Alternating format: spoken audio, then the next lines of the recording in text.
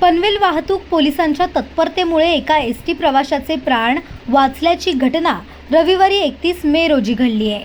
मुंबईतील परेल येथून तुळजापूरकडे जाणारी एसटी बस शिवशंभू नाका सिग्नलवर थांबली असताना एका 45 वर्षीय प्रवाशाला अचानक फिट आली आणि तो बेशुद्ध पडला।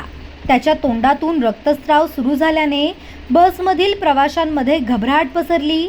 घटनेची माहिती मिळताच वाहतूक पोलीस अंमलदार अमीर मुलानी आणि पोलीस शिपाई सुरेश जवजाळ यांनी तात्काळ घटनास्थळी धाव घेतली। रुग्णवाहिकेची वाट न पाहता स्थानिक रिक्षा चालकांच्या मदतीने त्यांनी संबंधित प्रवाशाला पनवेलमधील आधार हॉस्पिटलमध्ये दाखल केले। डॉक्टरांनी तातडीने उपचार सुरू केल्याने प्रवाशाची प्रकृती स्थिर झाली असून त्याचे प्राण वाचले। पोलीस, एसटी वाहक, रिक्षा चालक आणि वैद्यकीय कर्मचाऱ्यांच्या समयसूचकतेमुळे घडलेल्या या मानवतावादी कार्याचे सर्व स्तरातून कौतुक होत आहे। पनवेल, नवी मुंबई आणि रायगड जिल्ह्यातील ताज्या बातम्या आणि नवीन घडामोडी पाहण्यासाठी सबस्क्राइब करा कोकण संध्या न्यूज।